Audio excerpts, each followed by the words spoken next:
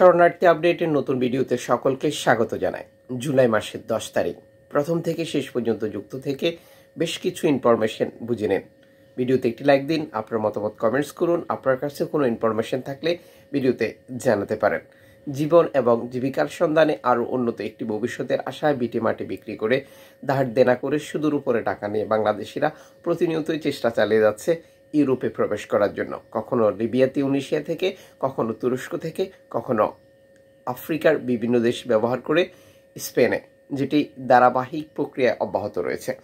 সর্বশেষ CI4 একটি NGO সংস্থা 24 ঘন্টার একটি তথ্য প্রকাশ করেছে, যেখানে 5টি নৌকা থেকে 231 জন শরণার্থী উদ্ধারের ইনফরমেশন তারা দেয়, যার মধ্যে একটি শিশু এবং একজন গর্ভবতী নারী ছিল, যার 9 মাসের গর্ভবতী অবস্থা রয়েছে বলেও নিশ্চিত করা হয়েছে এই প্রতিবেদনে।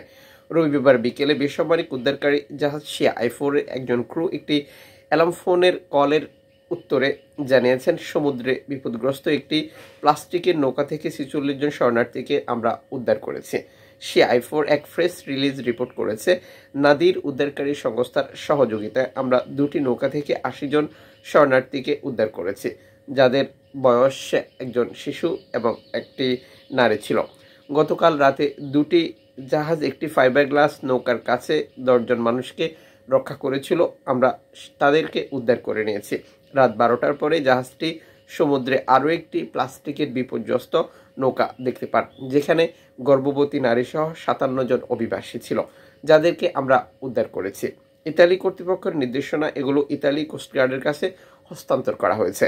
ইতালি কর্তৃপক্ষ জাহাজটিকে বন্দর হিসেবে 600 নটিক্যাল মাইল দূরে জোয়ানাতে অবতরণ করার সিদ্ধান্ত জানিয়েছে, যা ধারাবাহিকভাবে তারা পালন করবে। সেখানে অভিবাসীদেরকে নিয়ে যাওয়া হচ্ছে বলেও সর্বশেষ বার্তায় নিশ্চিত করা হয়েছে।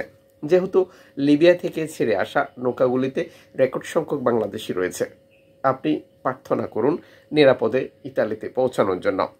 এদিকে লাইফ সাপোর্ট সর্বশেষ বার্তায় নিশ্চিত করেছে, গতকাল দুপুর পর্যন্ত লিবন্য বন্দর ছেড়ে লাইফ সাপোর্ট আবারও ভূমধ্যসাগরের দিকে ফিরে এসেছে।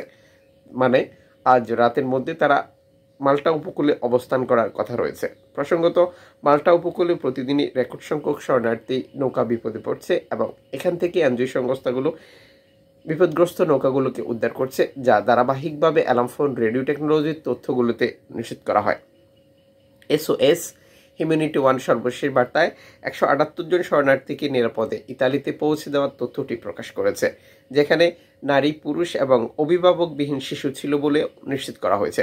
কর্তৃপক্ষ নিকটবর্তী বন্দর নিয়োগ না করে এই উদ্ধারকারী জাহাজটিকে অনেক দূরের একটি এলাকায় পাঠিয়েছিল, যেখানে আসতে তার 3 দিনের বেশি, প্রায় 4 দিন লেগে গিয়েছিল, যেটি সম্পূর্ণ অমানবিক হিসেবে আখ্যা দিয়েছে হিউম্যানিটি ওয়ান।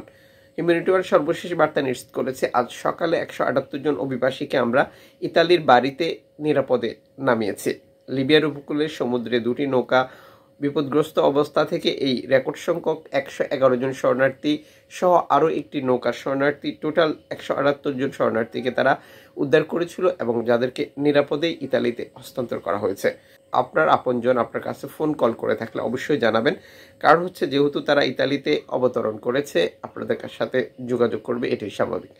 লিবিয়া এবং তিউনিসিয়া বর্ডার, লিবিয়া তিউনিসিয়া বর্ডারে প্রতিদিনই দুর্ঘটনা। লিবিয়া তিউনিসিয়া বর্ডারে অভিবাসীদের মৃত্যু বা গণকবরের একটি তথ্য প্রকাশ করেছে জাতিসংঘ। জাতিসংঘের সর্বশেষ বার্তায় নিশ্চিত করেছে, জাতিসংঘের মানবাধিকার মঙ্গলবার এই তথ্য নিশ্চিত করে, লিবিয়া তিউনিসিয়া বর্ডারে আমরা একটি গণকবর শনাক্ত করেছি, যেটি নিয়ে কাজ করছে সংস্থা। পরবর্তী তথ্যে এটি নিশ্চিত করা হবে।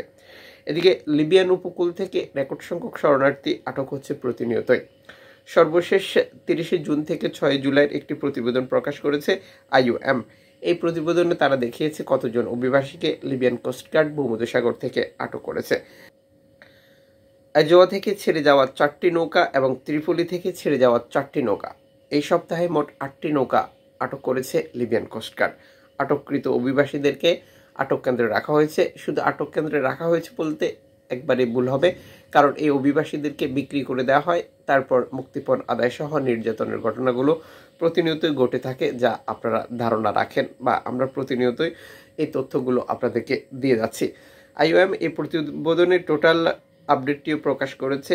৯,৫৭৮ জন অভিবাসীকে লিবিয়ান কোস্টগার্ড আটক করেছে চলতি বছরের প্রথম থেকে।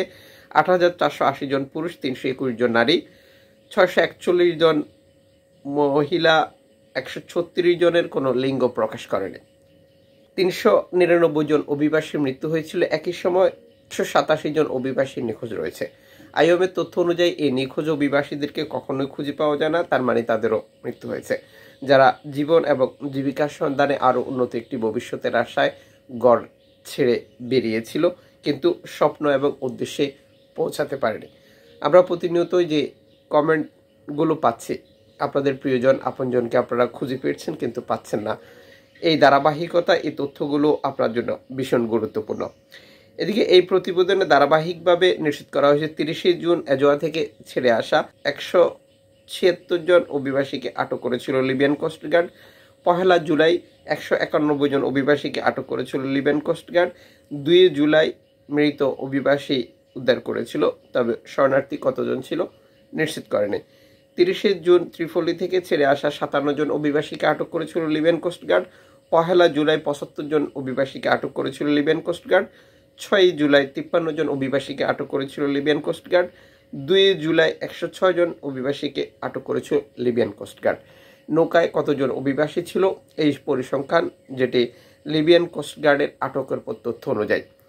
এই ইনফরমেশনগুলো থেকে আপনাদের জন্য গুরুত্বপূর্ণ, যে গেমে অংশগ্রহণ করবে তখন তাকে জিজ্ঞেস করবেন তিনি যে গেমে অংশগ্রহণ করছে এটি কি প্লাস্টিকের নৌকা ছিল, কাঠের নৌকা ছিল, লোহার নৌকা ছিল, নাকি মাছ ধরার ট্রলার ছিল। যখন কোনো দুর্ঘটনা বা আটকের ঘটনাগুলো ঘটে তখন এই তথ্যগুলো মিলিয়ে আপনি বুঝতে পারবেন আপনার আপনজন সর্বশেষ কোথায় অবস্থান করছে এবং এই ইনফরমেশনগুলো আপনি আরও কীভাবে কালেকশন করতে পারেন। ধারাবাহিকভাবে লিবিয়াতে অবস্থানরত বিপদগ্রস্ত বাংলাদেশি অসহায় লোকজনকে আইওএমের সহযোগিতা বাংলাদেশ দূতাবাসের তত্ত্বাবধানে লিবিয়া থেকে বাংলাদেশে পাঠানো ধারাবাহিকভাবে অব্যাহত রয়েছে, যা আপনারা অবগত রয়েছেন। যারা স্বেচ্ছায় বাংলাদেশে আসতে চান আপনারা বাংলাদেশ দূতাবাসের সাথে যোগাযোগ করুন এবং আইওএমের সাথে যোগাযোগ করুন, তারা সকল প্রক্রিয়া সম্পূর্ণ করে দেবে। আইওএমের অর্থায়নে এই কার্যক্রমটি গত বছরের শেষের দিক থেকে শুরু হয়েছে। অলরেডি রেকর্ড সংখ্যক বাংলাদেশি লিবিয়া থেকে বাংলাদেশে ফিরে গেছে বলেও আপনারা অবগত রয়েছেন, যা আমরা প্রতিনিয়তই জানাচ্ছি। চ্যানেলটি সাবস্ক্রাইব করে ফেসবুক পেজটি লাইক ফলো করে আমাদের সাথে যুক্ত থাকলে প্রতিদিনের আপডেট ইনফরমেশনগুলো প্রতিদিন জানতে পারবেন। আপনাদের কোনো তথ্য, আপনাদের কাছে কোনো ইনফরমেশন অবশ্যই ভিডিওতে কমেন্টস করে জানাতে পারেন, এতে করে আমরা অনেক বেশি অনুপ্রাণিত হই বা আমরা আপনাদের তথ্যগুলো যুক্ত করে আরও বেশি তথ্য দিতে পারি। সাবস্ক্রাইব করে ফেসবুক পেজটি লাইক ফলো করে রাখতে হবে এবং সর্বোচ্চ সংখ্যক শেয়ার করতে হবে।